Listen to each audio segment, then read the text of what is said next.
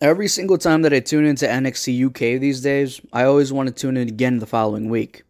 And then when I do that, I don't want to watch the show at all. Honestly, I think the system that I'm on right now with NXT UK works best, and it's better for me to just tune into the show where there's a match that I just feel like I can't miss. Like, say, the main event on this very episode between Meiko Satomura and Kaylee Ray for the NXT Women's Championship.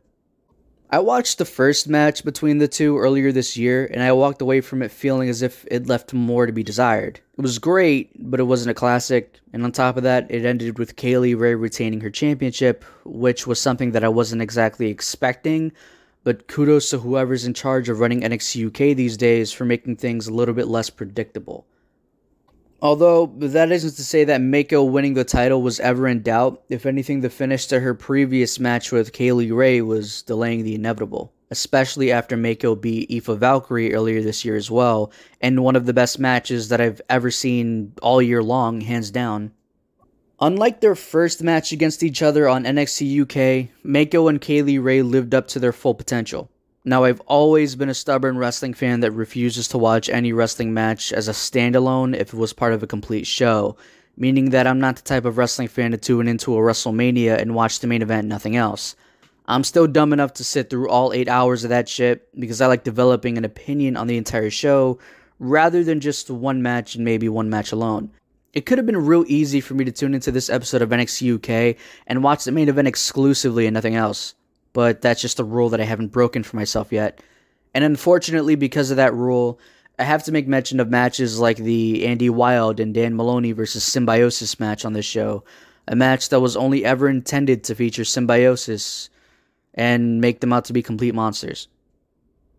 Although I do like the presentation of Symbiosis, I just could never get into the Primate and Wild Boar as wrestlers in the first place. I just find them to be two of the most uninteresting acts in WWE period, and I'm not sure that there's anything that you could do with them to change my mind. Their match on the show wasn't bad because they can't put on a good match.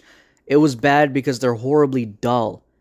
Now, on the brighter side of wanting to watch everything that a wrestling show has to offer, the opening match between Saxon Huxley and Jordan Devlin was really good, and managed to get both guys over with me when before I couldn't care less about Huxley apart from when the crowd would chant "Cat Jesus" at him.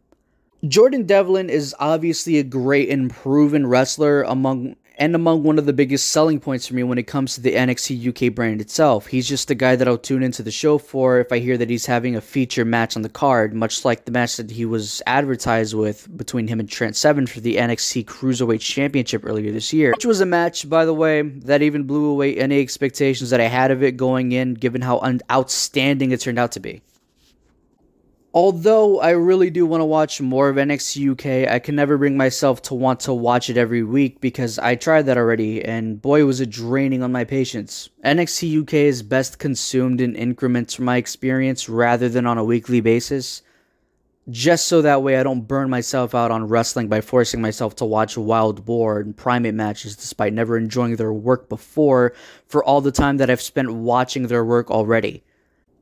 The main event between Meiko and Kaylee Ray was what both saved and made this episode of NXT, so I say that the entire hour is worth watching even if it does take a dip in the middle because of the Symbiosis match.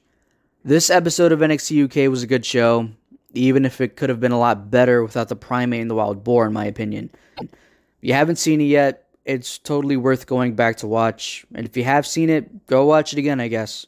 I think the main event's worth it.